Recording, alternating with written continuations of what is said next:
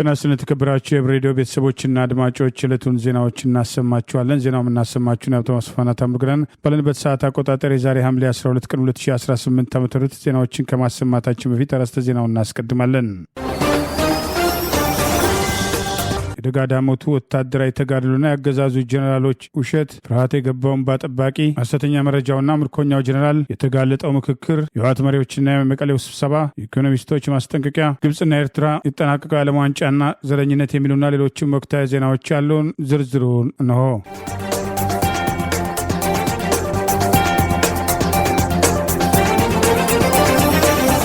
ቴዎድሮስ በአራት ጀነራሎችና በበርካታ ኮሎኔሎችና ሻለቆች በተለያዩ አቅጣጫዎች ደጋዳሞት እንቆጣጠራለን በሚል የተከፈተውን ጥቃት በመመከት በጠላት ላይ እየወሰደ ባለው እርምጃ ከፍተኛ ድል እየተቀዳጀ ነው። የአገዛዙ ጀነራሎች ያሰራጩት ሐሰተኛ የምርኮ መረጃ ተጋልጧል። ከ3 ዓመት በፊት በ2015 መስከረም ወር ላይ ተማረኩ ያሏቸውን የኦነግ ሸኔ ታጣቂዎች ፋኖን ማረክን ብለው ያሰራጩት መረጃ ራሳቸውን አጋልጧል። የአማራ ፋኖ ብሔራዊ ንቅናቄ ቴዎድሮስ ላለፉት 6 ተከታታይ ቀናት በተለያዩ አቅጣጫዎች ሰፊ ኃይል ከባድ መሳሪያ በማሰለፍ በድሮንና ጀት ጭምር የታገዘ ውጊያ የከፈተው ያገዛዙ ስልጣን አስጠባቂ ጦርን በተለያዩ አቅጣጫዎች እንዳመጣጡ እየመከተ ጠላት ያላሰበውን ሰብአዊና ቁሳዊ ኪሳራ እያስተናገደ ሲሆን ዛሬ ማምሻውን ከደንበጫ ገሊላ ወደ ዋዳን ጮቄ ለመውጣት ሲንቀሳቀስ በነበረው ያገዛዙ ስልጣን አስጠባቂ ስፔሻል የተባለ ፎርስ ጋር ከምሽቱ 12 ሰዓት ጀምሮ በተወሰደ የተጠና እርምጃ ሙሉ ለሙሉ መደምሰሱን በዚህ ግንባር የተደመሰሰው ሰራዊትን ምርኮ ፋኖ ቆጠራ መጀመሩ ታውቋል። ብሬና ክላሽ በስፋት በተማረከበት በዚሁ ግንባር የክብር ተመስገን ሻለቃ ድል መቀዳጀቱ ተገልጿል። ፋኖ ከጠላት ጋር ፊት ለፊት የጨበጣ ውጊያ ሲያደርግበት የነበረ መረጃ እየወጣ መሆኑን አገዛዙ በአራት ጀነራሎች በርካታ ኮሎኔሎችና ሻለቆች እየመራ ያለው ውጊያ እየከሸፈ መምጣቱን ተከትሎ መስከረም 2015 ዓ.ም አዲስ አበባ ባለበት አካባቢ የማረካቸውን የኦነግ ሸኔ ታጣቂዎችን ፋኖን ማረኩ ብሎ ሌተናል ጀነራል መሐመድ ተሰማ የቀድሞ ምርኮኛና የአገዛዙ ምስራቅ እዝ አዛዥ የሚመራውን ውጊያ ተከትሎ መረጃ እስከ ማሰራጨት የደረሱ ቢሆንም ብዙ ሳይቆይ ተጋልጧል። የምስራቅ እዝ 302ኛ ኮር አንድ ሬጅመንት ዛሬ በደጋዳሞት ከንጋት ጀምሮ በተደረገ ውጊያ ሙሉ ለሙሉ የተደመሰሰ ሲሆን ከረፋዱ 4 ሰዓት ተኩል ላይ ከሐሙስ ገበያ ወደ ጫት ወርካ ለአሰሳ የተላከው ሬጅመንት በወጣበት እንዲቀር በማድረግ ፋኖ ድል መቀዳጀቱም ተገልጿል። የአማራ ህዝብን ብቻ ሳይሆን ሳርና ቅጠሉን ሰብልና እንስሳ ጭምር ለማጥፋት 3 መድፍ በርከት ያሉት ታንኮች በየግንባሩ በማሰለፍ ቢኤምና ሞርታር በመያዝ በርከት ያሉ ያገዛዙ ወታደሮችን ከማሰማራት አልፈው በጀትና በድሮን ጭምር ጥቃት እየፈጸሙ ባለበት በዚህ ውጊያ ፋኖ በተናበበና በተቀናጀ መንገድ የጠላትን ወረራ በመመከት እየወሰደ ባለ የመልሶ ማጥቃት እርምጃ ጠላት ያልጠበቀውን ኪሳራ እያስተናገደ ቢሆንም በበቀል ሰላማዊ ሰዎች ላይ አነጣጥሮ እየፈጸመ ያለው ጥቃት መቀጠሉም ታውቋል። በትናንትናው ዕለት በመድፍ ሰላማዊ ሰዎች ቤት ውስጥ እንዳሉ ጥቃት በማድረስ ህይወት የቀጠፈው የጠላት ኃይል ዛሬም ህጻናትና ሴቶች ላይ በከባድ መሳሪያ ጉዳት ማድረሱን የሚጠቅሱ መረጃዎች ወጥተዋል። ትናንት ምሽት ደብረ ዳሞት በረግ ጮቄ ላይ በነበረው የደፈጣ ውጊያም ጠላት ከፍተኛ ኪሳራ ማስተናገዱ ታውቋል። 4 ጀነራሎችና 7 ኮሎኔሎች የሁለት እዝ ውህድ ሰራዊት እና ሜካናይዝድ ጦር አየር ኃይል ጭምር በተሰለፈበት ህዝብ ላይ በዘመተው በዚህ ውጊያ ፋኖና አባት አርበኞች በተናበበና በተቀናጀ መንገድ የህዝቡን ህልውና ለማስከበር ስልጣን አስጠባቂና ወራሪውን ጦር በመመከት በየግንባሩ ድል እየተቀዳጁ መሆኑ ታውቋል። የጠላት ኃይል የፈሪዱላ በውር ድንብር ከባድ መሳሪያ በመተኮስ ሰብሉንም ዛፉንም መሬቱንም ለማቃጠል ነዋሪዎችን ኃይልና እንስሳት ላይ አነጣጥሮ ጥቃት እየሰነዘረ ሲሆን የሌላ አገር መንግስት በአንድ ደካማ አገር ላይ የሚፈጽመው ወረራ የመንግስት ስልጣን የያዘ ኃይል በህዝብ ሀብት የተገዛ መሳሪያና በህዝብ ሀብት የሰለጠኑ ወታደሮችን በዚህ ደረጃ ህዝብ ላይ በማዝመት ወራሪው ጣሊያን የፈጸመውን ጭፍጨፋ በጠቅላይ ሚኒስትር አብይ አህመድ የሚመራው አገዛዝ በግልጽ እየፈጸመ መሆኑን ይህንን ለመመከትና የህዝቡን ህልውና ለማስከበር ፋኖ እያደረገ ያለው ተጋድሎ በተለይም በቀጠናው ዋና ወታደራዊ መሪ ሻለቃ ዝናቡ ልንገረው አብሮት በአመራርነት የተሰለፉ የፋኖ ወታደራዊ አዛዦች ከአገዛዙ ጀነራሎችና በአየርም በምድርም ከተሰለፈው ኃይል በላይ በጠላት ላይ ወታደራዊ ብልጫ እያስመዘገቡ ጠላት ያላሰበውን ኪሳራ እያስተናገደ ሲሆን የቀድሞ ምርኮኛና የምስራቅ እዝ አዛዥ ሌተናል ጀነራል መሐመድ ተሰማ በቀጥታ ከ2 ጀነራሎች ጋር ሆኖ በሚመራው በዚህ ውጊያ ያልሰለጠኑ ታዳጊዎችን ጭምር ከየመንደሩ እያፈሱ ምሽግ ላይ እየወሰዱ የጥይት ማብረጃ ለማድረግ እየሞከሩ ያለበትን ተጨማሪ የጦር ወንጀል እየሰሩ መሆኑን ከአካባቢው የሚወጣው መረጃ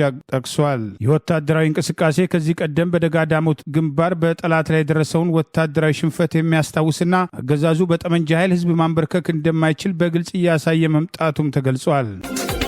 የመረጃ ነጻነት አዋጅን የሚያስፈጽመው የኢትዮጵያ ሕዝብ እንባ ጠባቂ ተቋም ፓርላማ ገብተው እንዳይዘግቡ የተከለከሉ የሚዲያ ተቋማትን በሚመለከትም ተጠሪነቱ ለፓርላማው በመሆኑ ፓርላማውን የመቆጣጠር ስልጣን የለኝም አለ። የኢትዮጵያ ሕዝብ እንባ ጠባቂ ተቋም የመረጃ ነጻነት አዋጅ ቁጥር 1427/2018ን በሚመለከት ባለፈው አርብ ሐምሌ 10 2018 ዓ.ም ጋዜጣዊ መግለጫ የተሰጠ ሲሆን የእንባ ጠባቂው ዋና ኃላፊ ወይዘሮ ስመኝ ውቤ በመግለጫው በጽሁፍ ባነበቡት ወቅት አዋጁ በፓርላማ የጸደቀበትን ዕለትም ጨምሮ የግል መገናኛ ብዙሃን በፓርላማ ተገኝተው እንዳይዘግቡ መከልከሉን አስመልክቶ እንባ ጠባቂው ተቋም ምን እየሰራ እንደሆነም ጥያቄ ቀርቦላቸው ነበር። ለጥያቄው ምላሽ የሰጡት የእንባ ጠባቂው ባለስልጣን ወይዘሮ ስመኝ የአዋጁን መጽደቅና የተቋሙ ለፓርላማ ያቀረበውን የ11 ወራት ሪፖርት በርካታ ሚዲያዎች ሲዘግቡ መመልከታቸውን ገልጸው ይሁን እንጂ ተጠሪነታቸው ለፓርላማ ስለሆነ ፓርላማውን ወደ ላይ መቆጣጠር ስልጣን የለንም ብለዋል። ክፍተቱ የት ጋር እንደሆነ እርግጠኛ አይደለንም ያሉትም ኃላፊዋ ችግር ካለም ምላሽ የሚሰጠው ፓርላማው እንጂ እንባ ጠባቂው ተቋም ምላሽ የመስጠት መብት የለውም ሲሉም ገልጸዋል። የተሻሻለውን የመረጃ ነጻነት አዋጅ ለማስፈጸም እንባ ጠባቂው ሙሉ ስልጣን የተሰጠ ሲሆን መረጃ በማይሰጡ ኃላፊዎች ላይ አስተዳደራዊ እርምጃ የመውሰድና ስልታዊ ምርመራ የማድረግ መብትም እንዳለውም ተደንግጓል። ለ17 ዓመታትም ስራ ላይ የነበረው የመገናኛ ብዙሃን የመረጃ ነጻነት አዋጅ ቁጥር 590/2000 በርካታ ችግሮች የነበሩበት ያሉት ወይዘሮ ስመኝ ድንጋጌዎቹን የማስፈጸምና የመቆጣጠር ኃላፊነትም ለእንባ ጠባቂ ተሰጥቶት የነበረ ቢሆንም የሰጠው ኃላፊነት ግን የተሟላ ባለመሆኑ ለመረጃ ነጻነትም ተፈጻሚነትም እንቅፋት መሆኑን በተለያዩ ጥናቶች መመልከታቸውን አብራርተዋል። የቀደመው አዋጅ ሁለት የተለያዩ መሰረታዊ ነጻነቶችን የሚመሩበትን ድንጋጌዎችን በአንድ አጣምሮ በመያዙ በተለይ የመረጃ ነጻነት ድንጋጌዎች በተሟላ አስተዳደር ስርዓት ያፈጻጸም ግልጽነትም እንዳይቀር ማድረጉንም ገልጸዋል። የህዝብ ተወካዮች ምክር ቤት የማሻሻያ ረቂቅ አዋጅን ለዝርዝር እይታም ለዲሞክራሲ ጉዳዮች ቋሚ ኮሚቴ ከመራ በኋላ ለ2 ወራት ውይይትም ሲደረግበት ከቆየ በኋላ ምክር ቤቱም ሰኔ 17 2018 ዓ.ም ማጽደቁ አይዘነጋም። የአገዛዙ ስልጣን አስጠባቂ ጦር የምስራቅ እዝ አዛዥ የቀድሞ ምርኮኛ ሌተናል ጀነራል መሐመድ ተሰማ ጮቄ ተራራን ተቆጣጥረናል በማለት ያሰራጨው ሐሰተኛ መረጃ በማህበራዊ ሚዲያ ከተጋለጠ በኋላ መከላከያ ከማህበራዊ ገጹ ላይ ፎቶግራፉን አነሳ።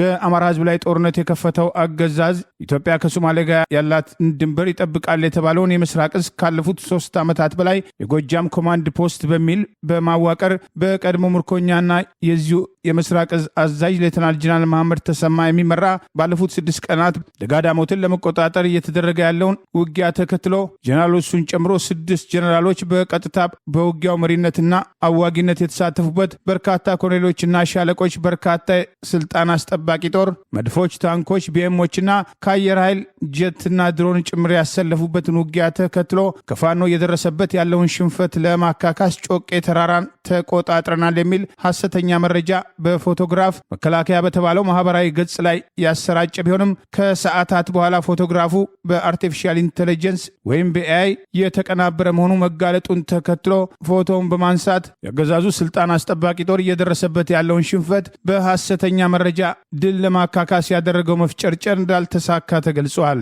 አንድ ሀገር ከሌላ ሀገር ጋር የሚያደርገውን ውጊያ ያለ ይመስል በህዝብ ሀብት የተዋቀረ መከላከያ በዚህ ደረጃ ታጥቆ ህዝብ ላይ መዝመቱ ጦርነቱ እስከ ጎንደር ድረስ ይሰማ እንደነበርና የምርኮኛው ሌተናል ጀነራል መሐመድ ተሰማና የሌሎችም ጀነራሎች ማዕረግ ተነጥቆ ለነ ሻለቃ ዝናቡ ልንገረው የአማራ ፋኖ ብሔራዊ ንቅናቄ ምክትል ወታደራዊ አዛዦች አንዱና የቴዎድሮስ ዕዝ ዋና ወታደራዊ አዛዥ በቀጥታ ጦርነቱን በመምራት ጠላት ያሰበው እንዳይሳካ ብቻ ሳይሆን በወጣበት እንዲቀር እያደረጉ መሆናቸው ለሁሉም አማራ ለሁሉም ታጋዮች ኩራት መሆኑን ፋኖ አላዛር ዳግማዊ ቴዎድሮስ ከጎንደር አማራ ፋኖ አርበኞች መካከል በማህበራዊ ገጽ አድናቆቱን በመግለጽ ህዝብ እየጨፈጨፈ በጦር ወንጀል ላይ እየደረበ የሚገኘው የቀድሞ ምርኮኛ ሌተናል ጀነራል መሐመድ ተሰማን ወቅሷል። የሰጠው አስተያየት በማህበራዊ ገጽ ሰፊ ትኩረት አግኝቷል። ሙሐመድ ተሰማ ወደል መሃይሙ ደደቡ ሙሐመድ ተሰማ ወደል መሃይሙ ደደቡ ለአንተ አይገባህም ማረግህን አውልቀህ ስጠው ለዝናቡ ሻለቃ ዝናቡ ወገን ኮርቶብሃል ሻለቃ ዝናቡ ጠላት አድንቆሃል አይደለም ኮሎኔል አይደለም ጄኔራል ማርሻሉም ያንስሃል። አይደለም ኮሎኔል አይደለም ጄኔራል ማርሻሉም ያንስሃል። ኮርተናልኛ ኮርተናል፣ በጀግኖቻችን ኮርተናል። እንኳንም አማራ ሆንኩ፣ እንኳንም ከዚህ ጀግና ህዝብ መፈጠሬ ከምንም በላይ ያኮራኛል። ከዚህ ደግነትና ጀግንነትን አንድ አድርጎ ከሚንቀሳቀስ ማህበረሰብ ከዚህ ኢትዮጵያዊ አማራ መፈጠሬ ያኮራኛል። የሚጠሉትን የሚወድ የሚሰድቡትን የሚመክር የሚጣሉትን የሚገጥሙትን የሚያሸንፍ ፈሪሃ እግዚአብሔር ያለው ድንቅ ፍጡር አማራ። እኮራለሁ በአማራነቴ፣ በፋኖነቴ እኮራለሁ፣ ኮርቻለሁ። እንኳንም ከዚህ ጀግና ህዝብ ተወለድኩ፣ እንኳንም ከዚህ ጀግና ደግ ህዝብ ተወለድኩ። ደጋዳሞት ላይ የተደረገው ተጋድሎ ለካ ወደው አይደለም ጠላቶቻችን ገና ሳንታጠቅ ሲፈሩን የነበረ። አማራን ሳይታጠቅ የሚፈሩት ለካ ከተነሳ በባዶ እጁ ተነስቶ እንደሚማርክ እንደሚታጠቅ ስለሚያውቁት ነው። ዓለም መሳሪያን ታጥቆታል። እንደ አማራ ግን አይተኩስበትም። እንደ አማራ ፋኖ አይተኩስበትም። እንደ አማራ ጀግኖች አይተኩስበትም። ዓለም የታጠቀውን መሳሪያ ሁሉ በአማራነት የኮረውበት ቀን ቢኖር ትናንት በደጋዳሞት ለተከታታይ 3 ቀናት በተደረገው አውደ ውጊያዎች አንድ እዝ በ4 ጄኔራል በ10 ምናምን ኮሎኔል የተመራውን ጦር አንድ ኮር የማይሞላ ያውም በሻለቃ የሚመራ አንድ ሻለቃ የሚመራው የቴዎድሮስ እዝ ጀግኖቻችን የሰሩት ታሪክ ከምንም በላይ አኩርቶናል። ደጋዳሞት የሚተኮሰው መድፍ፣ ታንክ፣ ቢኤም፣ አየርና ድሮን እስከ ጎንደር ድረስ ይሰማ ነበር። ምድርና ሰማይ ይደበላለቃል የሚባለው ውሸት ነው። ምድርና ሰማይ የሚደበላለቅ ቢሆን የደጋዳሞት ምድርና ሰማይ ይደበላለቅ ነበር። በዚህ ከባድ ውጊያ፣ በዚህ እልህ አስጨራሽ ውጊያ ፋኖ በዲሽቃና በብሬን በስናይፐር ብቻ ታንክና መድፍ ከያዘ አየርና ድሮን ከያዘ ቢኤም ከታጠቀ መንግስት ከሆነ ኃይል ጋር ሽፍታ ነው የሚባል ኃይል በዚህ ልክ ጠላቱን አንቀጥቅጦ አንገት አስደፍቶ አፈር ደሜ አብልቶ ማየት ለአማራ ህዝብ ትልቅ ኩራት ነው።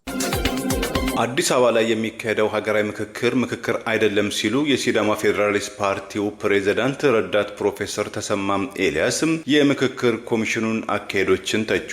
ረዳት ፕሮፌሰሩ ተሰማ ኤልያስ በኢትዮጵያ የተካሄደ ያለውን ሂደት በእውነተኛ ትርጉም ሀገራዊ ምክክር ወይም ናሽናል ዲያሎግም ተብሎ ሊጠራም አይገባም ሲሉ ጠንከር ያለ ትችት የሰነዘሩ ሲሆን በሰጡትም አስተያየት እውነተኛ ሀገራዊ ምክክር ለመባል በሁሉም ቁልፍ የፖለቲካዊ የማህበረሰብ ተዋናዮችም ተሳትፎ የጋራ መግባባት ገለልተኛ አደረጃጀትና ተአማኒ ሂደት መኖር እንዳለበትም ጠቁመዋል። እንደርሳቸው ምልከታም አሁን የሚካሄደው ሂደት እነዚህን መስፈርቶች ያሟላ ባለመሆኑ ሀገራዊ ምክክር ሳይሆን መደበኛ ኮንፈረንስ፣ ጉባኤ ወይም ውይይት ተብሎ መጠራት እንደሚገባውም አስተያየታቸውንም ሰንዝረዋል። እንደ ፕሮፌሰሩም ገለጻ ዋና የፖለቲካ ተዋናዮችን ከሂደቱ ውጪ በማድረግ የተመረጡ ተሳታፊዎችን ብቻ በማሳተፍ የሚመጣው ውሳኔዎች ብሔራዊ ስምምነትም ተብሎ ማቅረብ ለኢትዮጵያ የፖለቲካዊ መረጋጋት አደጋ ሊፈጥር እንደሚችልም ስጋታቸውን ገልጸዋል። በተለይም ሂደቱ የህገ መንግስትንና የመንግስታዊ መዋቅር ለውጦችን በብሔራዊ ስምምነትም ተደርሶባቸዋል በሚል መንገድ ለመተግበር ከተሞከረ ይህ አሁን ካለው የፖለቲካ ችግር የከፋ ውጥረትም ሊጋብዝ ይችላልም ሲሉ ስጋታቸውን አክለዋል። ፕሮፌሰር ተሰማም በማከልም በሀገራዊ ምክክር ጉዳይ ላይ አስተያየት የሚሰጡ ሰዎች በቅድሚያ ሀገራዊ ምክክር የሚለውን ጽንሰ ሀሳብ ምን እንደሆነ፣ ማን መሳተፍ እንዳለባቸው፣ የሂደቱ መርሆችም ቅድመ ሁኔታዎችና የአሰራር መስፈርቶች ምን እንደሆኑ በመረዳት ላይ ተመስርተው ሀሳባቸውን እንዲያቀርቡም ሲሉ ጥሪ አቀርበዋል። በአዲስ አበባም ለቀጣዩ 1 ወራት ይካሄዳል የተባለው አገራዊ ምክክር ጉባኤም በተመለከተ የህዝባዊ ወያነ ሓርነት ትግራይ ህወሓት፣ የኢትዮጵያ አብዮታዊ ህዝቦች ግንባር ኢሃፓም የመሳሰሉት ፓርቲዎችም ተቃውሟቸውን ማሰማታቸው ይታወሳል። በሸዋ ጠቅላይ ግዛት መንዝ አውራጃ በብልጽግና ስልጣን አስጠባቂ ጦር ላይ ድንገተኛ ጥቃት በመሰንዘር ድል መቀዳጀቱን አስቻለው ደሴ ክፍለ ጦር አስታወቀ።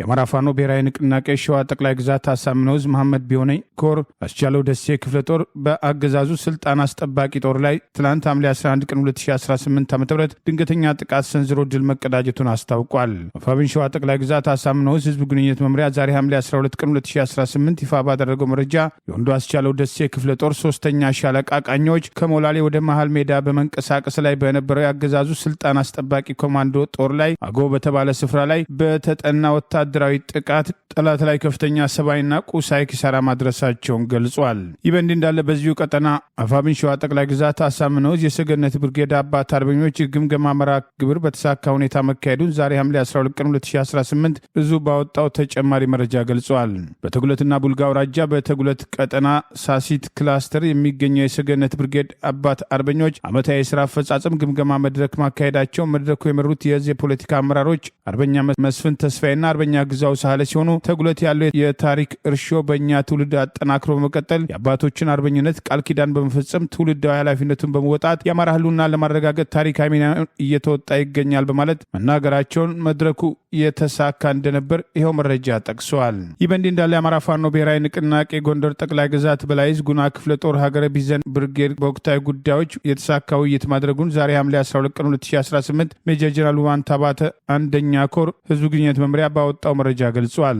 በሜጀር ጀነራል ውባንታ ባተ አንደኛ ኮር ስር የሚገኘው ግዙፉ ጉና ክፍለ ጦር ሀገረ ቢዘን ብርጌድ ለተከታታይ ቀናት በተደረገው ወታደራዊ ምክክርና ውይይት መድረክ የተሳካ እንደነበር ገልጿል። ሀገረ ቢዘን ብርጌድ ሙሉ ሰራዊት ኮሎኔል ሙላቱ ሲሳይ የግዙፉ ሜጀር ጀነራል ውባንታ ባተ አንደኛ ኮር ዋና ዘመቻ መሪ አርበኛ ቢራራ ደምሴ መንግስቱ የግዙፉ ጉና ክፍለ ጦር ዋና ወታደራዊ አዛዥ አርበኛ ደሳለኝ የጉና ክፍለ ጦር ከፍተኛ አመራሮች እንዲሁም ጥሪ የተደረገላቸው እንግዶች በዚሁ መድረክ መገኘታቸውን ገልጿል። በዚህ ጥልቅ የሆነ የውይይት መድረክ የትግሉ ዓላማ መነሻና መድረሻ እንዲሁም አሁናዊ ቁመናው በዝርዝር የተዳሰሰ ሲሆን ሰፊ የሆነ አማራዊ ብሔርተኝነት ግንዛቤ ትምህርት መሰጠቱን አፋብን ጎንደር ጠቅላይ ግዛት በላይዝ ሜጀር ጀነራል ውባንታ ባተ አንደኛ ኮር ጉና ክፍለ ጦር ህዝብ ግንኙነት ኃላፊ አርበኛ መምህር ያሬድ ገደፋው መግለጹን ኮሩ በላከው መረጃ አስታውቋል።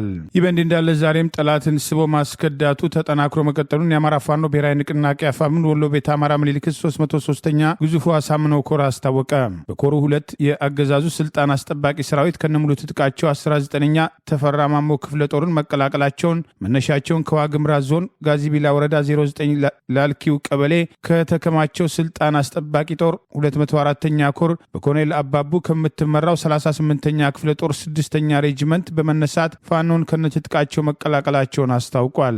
ፋኖን የተቀላቀሉት የአገዛዙ ሰራዊት አመራሮች ደሳለኝ ክንዱ የሬጂመንት የሰው ኃይል እንዲሁም ብሩክ አባይ የሬጂመንቷ ፋይናንስ መምሪያ ኃላፊ መሆናቸውንም ይኸው መረጃ ጠቅሷል። አመራሮቹ ወደ ፋኖ ሲቀላቀሉ 2 ጥቁር ክላሽ፣ 480 ክላሽ ተተኳሽ፣ 4 የፏን እጅ ቦምብና 2 የደረት ትጥቅ በመያዝ ፋኖን መቀላቀላቸውን የአገዛዙ የሰራዊት አመራሮችም ወደ ፋኖ ሲቀላቀሉ በክፍለ ጦሩ ከፍተኛ አመራሮች ደማቅ አቀባበል የተደረገላቸው ሲሆን በተደረገላቸው አቀባበልና እንክብካቤ መደሰታቸውን ተናግረው የአገዛዙ ስልጣን አስጠባቂ ጦር እርስ በርስ የማይተማመን እየተፍረከረከ ያለ መሆኑን ማስታወቃቸውን ይኸው መረጃ ጠቁመዋል።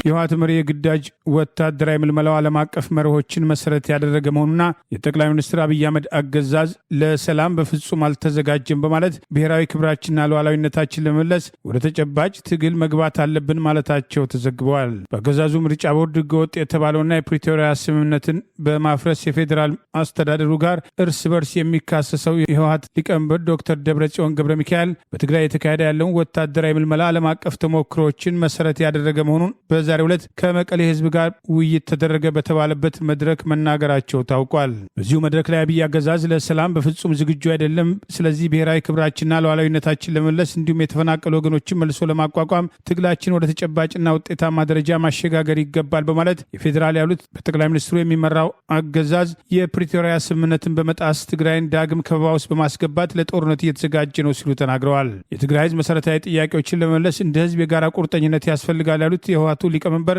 ዶክተር ደብረጽዮን ለ17 ዓመት ከደርግ ያደረጉትን የትጥቅ ትግልና ተገኘ ያሉትን ድል ጭምር በዚሁ መድረክ በመጥቀስ ይህንን መቀበል ያልቻሉ ኃይሎች ጊዜና አጋጣሚውን በመጠበቅ የትግራይን ህዝብ ከምድረ ገጽ ለማጥፋት በህዝባችን ላይ ጄኖሳይድ ፈጽሟል ያሉት በጠቅላይ ሚኒስትሩ የሚመራው አገዛዝ የትግራይ ህዝብ አንድነቱን በመጠበቅ ለህልውናው በከፊል መስዋዕትነት ጭቆናና ህልውናን ለማጥፋት ለመጣው ኃይል የማይቀበል መሆኑን በዓለም አደባባይ አስመስክሮ የፕሪቶሪያው ስምምነት መምጣቱን ማስታወሳቸው ተገልጸዋል። የፕሪቶሪያው ስምምነት ሲፈረም የትግራይ ሉዓላዊነት ለማረጋገጥ ተፈናቃዮችን ለመመለስና ልማትን ለማረጋገጥ ከፍተኛ ተስፋ አድርገን ነበር ያሉት የህወሓቱ ሊቀመንበር ጄኖሳይዳዊ ያሉት አገዛዝ በታቀደ ሁኔታ ትግራይን ዳግም ወደ ከበባና ክልከላ በማስገባት ለዳግም ጄኖሳይድ እየተዘጋጀ ይገኛል ሲሉ ገልጸዋል። እንደ ትግራይ ለሰላም ስንል ከፍተኛ መስዋዕትነት ከፍለናል ያሉት ዶክተር ደብረጽዮን ይሁን እኛ ብቻ ሰላም ስለፈለግን ሊሳካልን አልቻለም፣ አንድነታችን አጠናክረን የትግራይ መሰረታዊ ጥያቄዎች ማረጋገጥ ብቸኛ መፍትሄ ሆኖ ተገኝቷል ሲሉ በህወሓት ቁጥጥር ስር ስር ያሉ የክልሉ መገናኛ ብዙሃን ዘግበዋል።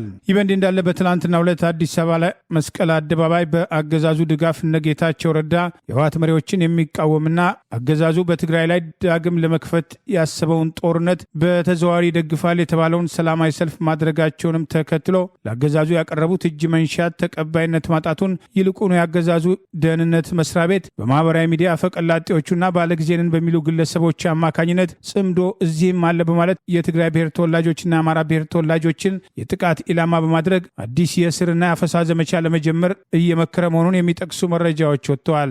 በዚህም ለአገዛዙ በማህበራዊ ሚዲያ አፈቀላጤነት የሚታወቁ ግለሰቦች ሳይቀር እነ ጌታቸው ረዳን መወረፍ የጀመሩ ሲሆን የጠቅላይ ሚኒስትሩ የምስራቅ አፍሪካ አማካሪ የተባሉት ጌታቸው ረዳ አፋር ላይ የሰፈረውና የትግራይ ሰላም ሰራዊት የሚባለውን ከጀርባ በመምራት ስምረት የሚል የተቃዋሚ ፓርቲ አዲስ አበባ ላይ እሳቸውና ሌሎች የትግራይ ፓርቲዎች የተባሉ ያቋቋሙት የትግራይ ሰላም ምክር ቤት አገዛዙ ዳግም ወደ ትግራይ የሚያነሳውን ጦርነት የማስቆም አቅም እንደሌላቸው ይልቁኑ የትግራይ ሰላም ሰራዊት የተባለውን በሽፋን በመጠቀም አገዛዙ መከላከያን ሾምኳቸው ካላቸውና አየር ላይ ተንሳፈው ከቀሩት የትግራይ ጊዜያዊ አስተዳደር ፕሬዚዳንት ሌተናል ጀነራል ታደሰ ወረደ ጥያቄ ውጪ ትግራይ ላይ ጦርነት ለመክፈት ሰፊ ዝግጅት እያደረገ ነው የሚለው አስተያየቶችም ተከትለው ቀርበዋል። ሌተናል ጀነራል ታደሰ ወረደ በህወሓት ተገፍተው ከስልጣን ከመንሳፈፋቸው በፊት የትኛውም እርምጃ በህወሓት መሪዎች በኩል ቢወሰድ ትግራይ ላይ ዳግም ጦርነት እንዲከፈት የፌዴራል መንግስቱን እርዳታ እንደማይጠይቁ አቋማቸውን በጊዜው ግልጽ ያደረጉ ሲሆን ከስልጣን ከተገፉ በኋላም ባለው አማራጭ ወደ አዲስ አበባ እንዲመጡ የጠቅላይ ሚኒስትሩ አስተዳደር በተደጋጋሚ ጥረት ያደረገ ቢሆንም ሳይሳካ መቅረቱን የሚጠቅሱ መረጃዎች መውጣታቸው አይዘነጋም። ህወሓት ወልቃይትና ራያን በጉልበት መልሶ ለመቆጣጠር ያለውን ፍላጎት እኩል እነ ጌታቸው ረዳም ተመሳሳይ አቋም ያላቸው ሲሆን የትግራይን ህዝብ ህልውና ከማስቀደም ይልቅ ተጨማሪ የማስፋፋት አጀንዳቸውን በኃይል ለማስከበር መሞከራቸው ለጠቅላይ ሚኒስትሩ አገዛዝ የተመቸ ሁኔታ ፈጥሯል የሚሉ ወቀሳዎች በተደጋጋሚ መቅረባቸው አይዘነጋም። በኢትዮጵያ ውስጥ ይታያል የሚባለው የኢኮኖሚ እድገት የዜጎችን መሰረታዊ ጥያቄዎችን ሊመልስ ይገባል ሲል የኢትዮጵያ የኢኮኖሚ ባለሙያዎች ማህበር አስጠነቀቀ። ማህበሩ የተመሰረተበትን 23ኛ ዓመትም ከትላንት በስቲያ ባከበረበት ወቅትም በኢትዮጵያ የታዩ እድሎችና አደጋዎችን ቃኝቷል፣ አቅጣጫዎችንም ጠቁሟል። የማህበሩ ፕሬዚዳንት ፕሮፌሰር ጣሰው ወልደሃና በሰጡት አስተያየት በኢትዮጵያ ውስጥ የሚታየው የማክሮ ኢኮኖሚክስ እድገትም ዝም ብሎ በእድገት በፋይናንሻል መጠቆሚያዎችም ብቻ መስፈርት ብቻ ሊመዘን እንደማይገባም የህዝቡን መሰረታዊ ኑሮ ደረጃዎችን እንደ ስራ እድል፣ ደህንነትን መቀነስም፣ የህዝብ አገልግሎት ማሳደግ፣ የቤተሰቦች ገቢና የመንግስትም ጥንካሬ ወይም ስቴት ካፓሲቲም ሊያጠናክር ይገባል በማለትም ፕሮፌሰር ጣሰው አስጠንቅቀዋል። በኢትዮጵያ ኢኮኖሚ ማህበር ባለሙያዎች ምልከታ ርዕሶች ላይ የሚታዩ የእድገት መጨመሮች ወይም መጋነኖች ብቻቸውን መፍትሄም እንደማያመጡም የተገለጸ ሲሆን አባወራዎች በአሁኑ ወቅት የደረሰባቸው ያለው ጫናም ከግንዛቤ ውስጥ ሊገባም ይገባልም ብሏል። በኢትዮጵያ ውስጥ ዓመታዊ የዋጋ ንረቱ ባለፈው ግንቦት ላይ የ13.4 ከመቶ መቆሙን የገለጸው የኢትዮጵያ ኢኮኖሚክ ባለሙያዎች ማህበር በተቃራኒው የትራንስፖርትና የምግብ ዋጋ በ17.1 ከመቶ በ15 ከመቶ መጨመሩን፣ ዝቅተኛም ወራዊ ገቢ ላላቸው የማህበረሰብ ክፍሎች ላይ ከፍተኛም ጫና መፍጠሩ ዜጎች መሰረታዊ ፍላጎታቸው ብቻ ላይ ለማሳካት እንደሚሯሯጡ ገልጿል። በሸቀጦችና የትራንስፖርት አገልግሎት ላይ የሚታየው የዋጋ ጭማሪ ዝቅተኛ ገቢ ያላቸው ቤተሰቦችን ለከፍተኛ ደረጃም እየተፈታተናቸው ነው በማለት ፕሮፌሰር ጣሰው ጫናው በበርካታ የኢትዮጵያ ማህበረሰብ ዘንድ ብርቱ ፈተና መሆኑንም ገልጸዋል።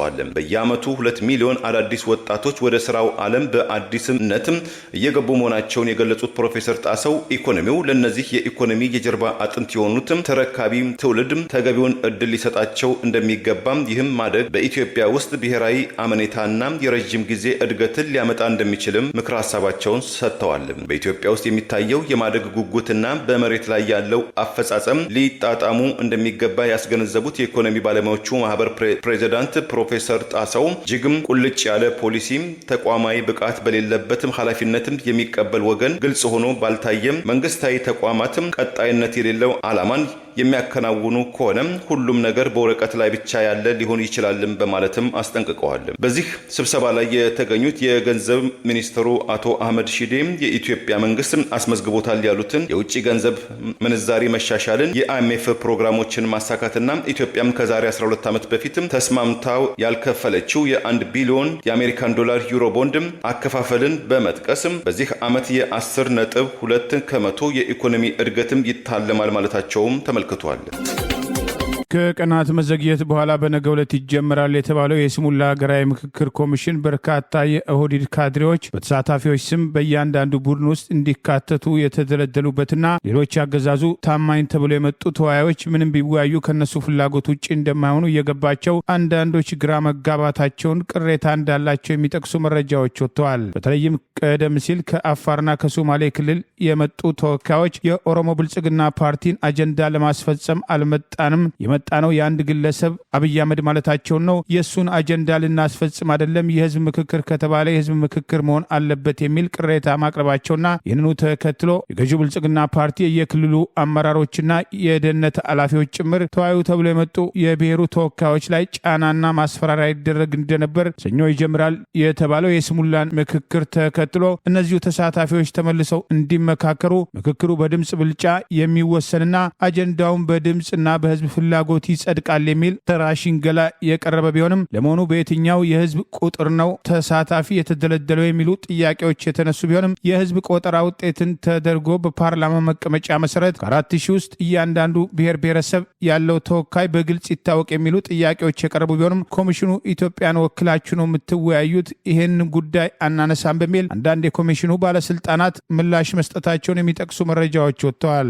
የኦሮሞ ብልጽግና ፓርቲ 4000 ከተባሉ ተሳታፊዎች በእያንዳንዱ ቡድን ውስጥ ከነደጋፊዎቹና ተለጣፊዎቹ አስቀድሞ አስተማማኝ ያለውን ድምጽ ይዞ የሚገባበት የይስሙላ ውይይት እነሱ ከሚፈልጉት አጀንዳ ውጪ ከመጣ ከ75 በመቶ በላይ በድምጽ ብልጫ በተቃውሞ ለመጣል እነሱ የሚፈልጉትን አስቀድሞ በሰሩት ሂሳብ በድምጽ ብልጫ አልፏል በማለት 8 አጀንዳ በተናጠል የሚደረገውን ውይይትና ይሄም የቀረበበትን ቅሬታ ተከትሎ በሁሉም አጀንዳዎች እያንዳንዱ ቡድን አባላት የተባሉት ለይስሙላ እንኳን እንዲወያዩ ያልተፈቀደ ቢሆንም ይህንን ድራማ ለመስራት ቆርጦ መነሳታቸው ሂደቱ የበለጠ እየተጋለጠ መምጣቱን በአገሪቱ የእርስ በርስ ጦርነት ባለበት በርካታ የህሊናና የፖለቲካ እስረኞች በሚገኙበት በገዢው ብልጽግና ፓርቲ ጫማ ስር ያለ ኮሚሽን ነፃ ሆኖ የአገሪቱን አጀንዳዎች ሊወያይና ሊያወያይ አይችልም የሚሉ ቅሬታዎች ዛሬም ተጠናክረው ቀጥለዋል። ከዚህ ቀደም ትግራይ ሙሉ ለሙሉ በምክክሩ እንደማይሳተፍ ኮሚሽኑን በትግራይ አጀንዳ ማሰባሰብ አለመቻሉን ከገለጸ በኋላ አዲስ አበባ ውስጥ የሚገኙ እነጌታቸው ረዳን በመሰብሰብ አጀንዳ ለመሰብሰብ እንሞክራለን ማለታቸውን ተከትሎ በህዝብ ላይ ጦርነት እየተካሄደ ካፈጣጠሩ ጀምሮ የተበላሸው ኮሚሽን የተሻለ ስራ ሊሰራ አይችልም በማለት በትግራይ በተደረገ ህዝባዊ መድረክ ላይ ተቃውሞ ያቀረቡ አንድ ተሳታፊ የሰጡት አስተያየት የኮሚሽኑን ወቅታዊ ሁኔታ በግልጽ ያሳያል በሚል እንደ አዲስ በማህበራዊ ሚዲያ በስፋት እየተሰራጨ ይገኛል። ምክክር ኮሚሽን ማለት የብልጽግና የፕሮፓጋንዳ ተቋም። መጀመሪያ የምትመክረው እኮ ህዝብህ ሲኖር ነው። የምትመክረው እኮ ሀገር ሲኖር ነው። ህዝብህ እያለቀ፣ የኦሮሞ ህዝብ እያለቀ፣ የትግራይ ህዝብ እያለቀ፣ የአማራ ህዝብ እያለቀ፣ የአፋር ህዝብ እያለቀ ከየትኛው ጋር ነው ምክክር የምታደርጉ? ኢትዮጵያ ውስጥ እየተደረጉ ያሉ ወንጀሎች ማስቆም ይችል ነበር በእውነተኛ ሀቅ ከተመሰረተ። ቀድሞ ወንድሜ ብሎታል። የትግራይ ጉዳይ አዲስ አበባ ሆነ ትመክራለህ? እኔ አንድ ምንድን ነው የሚባለው የትግራይ ጉዳይ ትግራይ ነው የሚመለከተው፣ የትግራይ ህዝብ ነው የሚመለከተው። ስለዚህ ምንድን ነው የሚባለው በአፋርኛ ማይሳበካል ቶሜሚ ማይሰራል ሐልመታም አይብል አፋር ሲፈጠር የተበላሸ ነገር መጨረሻውም የተበላሸ ነው። መርሁ ሲፈጠር የተበላሸ ነገር መጀመሪያ መጨረሻውም የተበላሸ ነው። ሽመልስ አብዲሳ ሰሞኑን የኦሮሚያ ክልል የስራ አፈጻጸምን ይገመግማል በተባለው በናዝሪት ወይም አዳማ በተካሄደው መድረክ ላይ ምክክሩን ተከትሎ የክልሎችን አደረጃጀት መለወጥ ይቻላል የተባለው ተራ ጉዳይ መሆኑን ይልቁኑ ኦሮሚያ የበለጠ ተጠናክሮ የሚወጣበት መሆኑን ፍንጭ መስጠታቸውና ብልጽግና ፓርቲም ሲቋቋም ቅሬታ ያቀርቡ ለነበሩ የኦህዴድ ሰዎች እኛ ብልጽግናን የፈጠርነው ህወሓት ኢህአዴግን ፈጥሮ ስልጣኑን እንዳስቀጠለው እሱን ለማድረግ ነው በማለት በአደባባይ ዓላማቸውን ግልጽ ማድረጋቸው አይዘነጋም። ግብጽና ኤርትራ የቀይ ባህር ደህንነትና አስተዳደርን የሚመለከተው የጠረፉን አገራት ብቻ እንደሆነም ዳግም አቋማቸውን ገለጹ። የጠረፉ አካል ያልሆኑ አገራትም ቀይ ባህርን በህገወጥ መንገድ ለመቆጣጠር የሚያደርጉትን ሙከራ ዓለም አቀፍ ህግን የጣሰ ነው ሲሉም ካይሮና አስመራ አቋማቸውን አንጸባርቀዋል። የግብፁ ጋዜጣ አልሃም ዛሬ በድረ ገጹ ባወጣው ዘገባም የሁለቱ አገራት የውጭ ጉዳይ ሚኒስትሮች ያደረጉት ውይይትም ተከትሎ የጋራ አቋማቸውን ይፋ ማድረጋቸውን አስነብበዋል። የቀይ ባህር ጠረፍም አካል ያልሆኑት ሀገራትም የደህንነት ጥበቃ ሚናን ለመጫን የሚያደርጉትን ሙከራ ካይሮና አስመራ እንደሚያወግዙም ተገልጿል። የኤርትራው የውጭ ጉዳይ ሚኒስትር ኦስማን ሳላህና የግብፁ አቻቸው ባድር አብደላቲም በአገሮቻቸው መካከል ያለውን ስትራቴጂካዊ አጋርነትን ስለማጠናከር እንደዚሁም በጋራ ጉዳዮች ላይ ያላቸውን አቋም እንዴት ማስተባበር እንዳለባቸው መምከራቸውንም ጋዜጣው አትቷል። የግብፁ የውጭ ጉዳይ ሚኒስትር አገራቸው ኤርትራም ሉዓላዊነቷን ብሔራዊ ጥሯንና የግዛት አንድነቷን ለመጠበቅ ለምታደርገው እንቅስቃሴም ካይሮ ሙሉ ድጋፍም እንደምትሰጥም ማረጋገጣቸውም ተገልጿል። ፕሬዝዳንት ኢሳያስ አፈወርቂ በቅርቡ ከግብፅ ያደረጉትን ጉብኝትም ፍሬያማ እንደነበረና ለወደፊትም የሁለትዮሽም ግንኙነታቸውን ማሳደግ ላይ ማተኮር እንደሚያስፈልግ መግለጻቸውም ተጠቅሷል። ያለፈው ግንቦት ወር ላይ በቀይ ባህር ላይ የሚደረግም የትራንስፖርት እንቅስቃሴና የወደብ ትስስርን የተመለከተን ስምምነት በሁለቱ ሀገራት መካከል የተፈራረሙ ሲሆን የቀይ ባህር ጉዳይ የሚመለከተው የቀይ ባህር ጠረፍ አገራት ብቻ እንደሆነ መግለጻቸው ይታወሳል። ሁለቱ ሀገራት ቀይ ባህርን ከዳርቻቸው አገራት ብሔራዊ ደህንነት ጋርም ቀጥተኛ ትስስር እንዳለው በመጥቀስ የቀይ ባህር አጎራባች ያልሆኑ አካል ቀይ ባህርን በሚመለከቱ ጉዳዮች መግባት የለባቸውም ሲሉም አቋማቸውን ገልጸዋል። የኤርትራው ፕሬዝዳንት አቶ ኢሳያስ አፈወርቂ በያዝነው ዓመት ለሁለተኛ ጊዜ ባለፈው ግንቦት ወደ ግብጽ የተጓዙ ሲሆን የውጭ ጉዳይ ሚኒስትራቸውና የግብጽ የትራንስፖርት ሚኒስትሩ ሌተና ጀነራል ከማል አልዋዚሪን ባለፈው ግንቦት ከኤርትራው ፕሬዝዳንት ጋር በአስመራ መምከራቸው አይዘነጋም። በቅርብ ዓመታት ውስጥ ግብጽና ኤርትራ በቀይ ባህር ጉዳይና በአፍሪካ ቀንድ ጉዳዮች የፖለቲካ የምጣኔ ሀብትና የደህንነት ትስስራቸውን ያጠናከሩ ሲሆን ኢትዮጵያ የባህር በር ፍላጎቷን ይፋ ካደረገች በኋላም ግብጽ ከበባ በሚመስል መልኩ እየተንቀሳቀሰች ነው ሲሉ የውጭ ጉዳይ ሚኒስትር ቃል አቀባዩ አምባሳደር ነቢያት ጌታቸው መናገራቸው ይታወሳል። ባለፈው ግንቦት 13 2018 ዓ.ም አምባሳደሩ በሰጡት ጋዜጣዊ መግለጫ ኢትዮጵያ የባህር በር ጥያቄዎችን ካነሳች በኋላ ከግብጽ በኩል ውጥረትም ትንኮሳ የሚመስሉ ነገሮችም እየተበራከቱ ናቸው ማለታቸው ይታወሳል። ጦርነትና የተሳሳተ ኢኮኖሚ ፖሊሲና የግብር ጫናውን ተከትሎ ከውጭ ሀገራት አልፎ ሀገር ውስጥ ባለሀብቶች ጭምር አገር ጥለው እየወጡ መሆናቸውን በቅሬታ የተነሳ ባለበት በዚህ ወቅት ለውጭ ሀገር ባለሀብቶች የሚሰጥና እስከ 10 ዓመት የሚያገለግል ጎልደን ቪዛ አዘጋጅቻለሁ ማለት የኢሚግሬሽን አገልግሎት አስታውቋል። በኢትዮጵያ የጠቅላይ ሚኒስትር አብይ አህመድ አገዛዝ የእርስ በርስ ጦርነትን ስልጣን ማስቀጠያ ካደረገ ወዲህ በሺህ ለሚቆጠሩ ሰራተኞች የስራ ዕድል የፈጠሩ በተለያዩ ኢንዱስትሪ ፓርኮች የሚገኙ ኩባንያዎች ሰራተኞቻቸውን እየበተኑ ከሀገር መውጣታቸው ቀደም ሲል ከትግራይ ጋር የነበረውን ጦርነት ተከትሎ የአሜሪካ መንግስት ለአፍሪካ ሀገራት ሰጥቶት የነበረውን ከቀረጥ ነጻ ዕድል አጎዋን ማገዱን መሰረት አድርጎ ደረጃ በደረጃ ባለሀብቶች እየወጡ ቢሆንም አገዛዙ በአሁኑ ወቅት ለውጭ ባለሀብቶች ይሰጣል ያለውና እስከ 10 ዓመት የሚያገለግል ጎልደን ቪዛ ማዘጋጀቱን አስታውቋል። የኢሚግሬሽንና ዜግነት አገልግሎት ለሀገሪቱ ኢኮኖሚ ከፍተኛ አስተዋጽኦ የሚያደርጉ የውጭ ሀገር ባለሀብቶች እሰጣለሁ ያለው ይኸው 10 ዓመት የሚያገለግል ጎልደን ቪዛ ካርድ በመጪው 2019 የበጀት ዓመት ተግባራዊ እንደሚሆንም አስታውቋል። ጎልደን ቪዛ ተብሎ የተሰየመው የመኖሪያ ፈቃድ እንደተባበሩት አረብ ኤሚሬት ባሉና በሌሎችም አገራት በካርድ መልክ የሚሰጥና ለውጭ ባለሀብቶች ኢንቨስተሮች ልዩ መብቶች የሚያጎናጽፍ መሆኑ የገለጸው መስሪያ ቤቱ በኢትዮጵያ የእርስ በርስ ጦርነት ውስጥ ጉልህ ሚና ያላትና በአማራ ሕዝብ ላይ በአሁኑ ወቅት እየተካሄደ ያለውን ጦርነት ተከትሎ በሚደርሱ ጭፍጨፋዎች ስሟ የሚነሳው አረብ ኤሚሬትን ልምድ መሰረት አድርጎ ያዘጋጀው ይኸው ጎልደን ቪዛ ጦርነት ባለበት ዜጎች ከቦታ ቦታ እንደልባቸው ተንቀሳቅሰው መስራት በማይችሉበት ሁኔታ ውስጥ ለመሆኑ የትኞቹ የውጭ ኢንቨስተሮች ይመጣሉ ተብሎ ነው እየተዘጋጀው የሚሉ ጥያቄዎችም ተከትለው ቀርበዋል። አገዛዙ ቀደም ሲል በተቆጣጠረው ፓርላማ አንድ የውጭ ዜጋ ኢትዮጵያ ላይ ሲኖር ህጋዊ መኖሪያ ፈቃድ ወይም ትውልደ ኢትዮጵያ መታወቂያ ሊኖረው ይገባል። ከዚያ ውጭ እንደ ቪዛው አይነት ለአጭር ጊዜ ቆይታ እንጂ መኖር የማይችልበትን አሰራር በማሻሻል ጎልደን ቪዛ የተባለውን ለማግኘት $10 ሚሊዮን ወይም $5 ሚሊዮን ኢንቨስት በማድረግ ለበርካታ ኢትዮጵያን የስራ ዕድል የፈጠረ ከሆነ ከሁለት አንዱን መስፈርት ካሟላ ይሰጠዋል የተባለ ቢሆንም ቪዛውን ያገኘው ሰው ስለሚከለከልበት የህግ አግባብ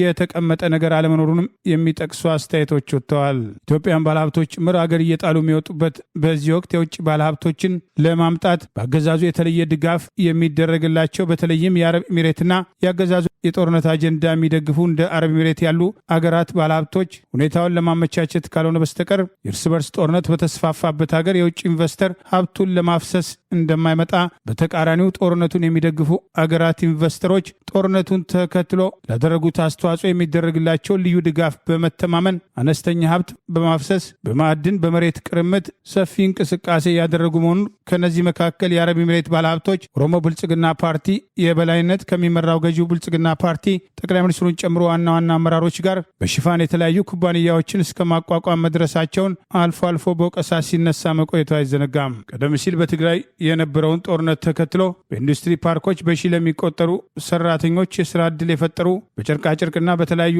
አገልግሎቶች ላይ የተሰማሩ የውጭ ባለሀብቶች የአሜሪካ መንግስት ለአፍሪካ ሀገራት የሰጠውን ከቀረጥ ነጻ ዕድል አግዋ በጦርነቱ ሳቢያ መታገድን ተከትሎ አገር እየለቀቁ መውጣታቸውና በርካታ ሰራተኞች የተበተኑ ሲሆን ተስፋ የተጣለባቸው ኢንዱስትሪ ፓርኮች ጠቅላይ ሚኒስትር አብይ አህመድ ስልጣን ከያዙ ወዲህ ጦርነትን ብቸኛ ስልጣን ማስቀጠያ በማድረጋቸው ብዙዎቹ እየተዳከሙ መምጣታቸው በተደጋጋሚ ሲጠቀስ ቆይተዋል። ላለፉት 1 ወራት ከ9 ቀናት በ3 ሀገራት ማለትም በአሜሪካ፣ በሜክሲኮና በካናዳ አስተናጋጅነት ሲካሄድ የቆየው 48 ሀገራትም የተሳተፉበትም ዛሬ መቋጫ ያገኘው የዓለም እግር ኳስ ውድድር ላይ ጸያፍ የተባሉ በሚሊዮን የተቆጠሩ የማህበራዊ ትስስር አስተያየቶችና ልጥፎችን መወገዳቸውን ፊፋም አስታወቀ። ውድድሩ ከተጀመረም ካለፈው ሰኔ ወይም ከፈረንጆቹ ጁን 11 2026 ኤሮፓ አቆጣጠር ጀምሮ ከ53 ሚሊዮን በላይ ልጥፎች ና አስተያየቶችን የቃኘው ዓለም አቀፉ የእግር ኳስ ፌዴሬሽን ፊፋ ከነዚህ መካከል በተጫዋቾች በአሰልጣኞችና በከፍተኛ ባለስልጣናት ላይ የተሰነዘሩት ከ7 ሚሊዮን በላይ አስተያየቶችና ልጥፎች እጅግ ጎጂና ተገቢ ያልሆኑ በመሆናቸው ከእይታም ከንባብ እንዲርቁም ተወግደዋል ብሏል። የዛሬ 4 ዓመት በኳታር በተካሄደው የዓለም እግር ኳስ ውድድር ወቅት 470 ሺህ ተገቢ ያልሆኑ የማህበራዊ ትስስር ልጥፎችና አስተያየቶች መወገዳቸውን ያወሳው ዓለም አቀፉ የእግር ኳስ ፌዴሬሽን ዘንድሮም የነዚህም ተገቢ ያልሆኑ አስተያየቶች ቁጥር በ14 እጥፍ መጨመሩንም ገልጿል። በእነዚህ 39 ቀናት ውስጥ ከ500 ሺህ በላይ በአርቲፊሻል አስተውሎት ወይም AI የተቀረጹ መልእክቶችም በተጫዋቾች በአሰልጣኞችና የእግር ኳስ ባለስልጣናት ላይ ማተኮራቸው፣ ከ1000 በላይ አደገኛ ያላቸው መልእክቶችም አግባብነት ላላቸው ባለስልጣናት ለህግ አካላት መተላለፋቸውና ከ15000 በላይ ለተጨማሪ ውሳኔ መቅረባቸውን የገለጸው ፊፋም በማህበራዊ ትስስሮች አማካኝነት የሚሰራጩ ተጫዋቾችን አሰልጣኞችንና ባለስልጣናትን ጠል አስተያየቶችም መበራከታቸውን ያመላክታልም ብሏል። በዘንድሮ የዓለም እግር ኳስም ሳምንታት ወቅትም ከተሰነዘሩትም ጸያፍ አስተያየቶችና ልጥፎች መካከል 11 ከመቶ ያህሉም ከዘር ጠል ጋር የተያዙ ሲሆን በተለይ በጥቁርና የአፍሪካ ተጫዋቾች ላይ የተሰነዘሩ መጥፎ አስተያየቶች መሆናቸውም ተመልክቷል። ለምሳሌ ያህል ቤልጅየምና ኢራን በተጋጠሙበት ወቅት የቀድሞው የሰርቢያ ብሔራዊ ቡድን አጥቂና ተንታኝ ራዶጎቪች ስለ ጥቁር ተጫዋቾች የሰጠው ጸያፍ አስተያየት ከፍተኛ ተቃውሞ በማስነሳቱ ኮሜንታተሩን በአደባባይ ይቅርታ ለመጠየቅም ተገዷል።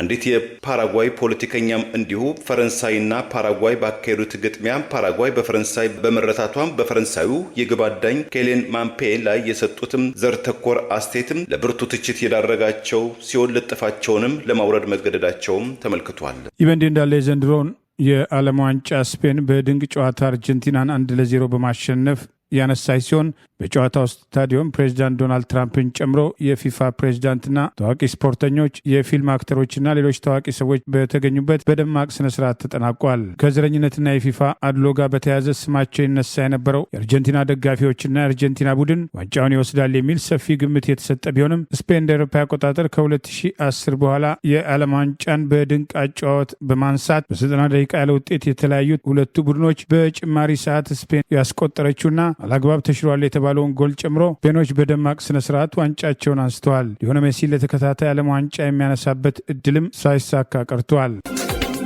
ሱዳን በቅርቡ ከታላቁ የኢትዮጵያ ህዳሴ ግድብ የሚፈሰው የውሃ መጠን በመቀነሱ በካርቱም ግዛት አካባቢ የሚገኙ ነዋሪዎቿ ለመጠጥ ውሃም እጥረት መዳረጋቸውን ገለጸች። የአገሪቱ የግብርናና የመስኖ ሚኒስቴር ባወጣው መግለጫ የአባይ የታችኛው ተፋሰስ ተጋሪ አገር የሆነችው ሱዳን በሮስፌሪ ግድብ ውስጥ ካለፈው ሐምሌ ወይም ከፈረንጆቹ ጁላይ 7 2026 እስከ ሐምሌ ወይም ጁላይ 9 2026 ባለው 2 ቀናት ውስጥ የሚገኘው የውሃ መጠን በቀን ከ207 ሚሊዮን ኪዩቢክ ሜትር የነበረው ውሃ ወደ 129 ሚሊዮን ኪዩቢክ ሜትር በቀን ዝቅ ማለቱ በየቀኑ የ76 ሚሊዮን ኪዩቢክ ሜትር ዝቅታ በመከሰቱ ለካርቱም ግዛት ውስጥ በፓምፕ የሚሰራጨው የመጠጥ ውሃ እጥረትም ተከስቶበታልም ብሏል። ይህ የውሃ መጠጥ ማነስ በተጠቀሱት ቀናት በሮዝቬርስ ግድብ የ1.50 ሜትር፣ በዋዲ አልአሲ ግድብ የ1.60 ሜትር፣ የዋዲ ማልዲን የ1.08 ሜትር፣ በካርቱም 94 ሴንቲሜትር፣ በሃሊፋና በሻዲ ግዛት የ54 ሴንቲሜትር ዝቅታም ተከስቷልም ብሏል።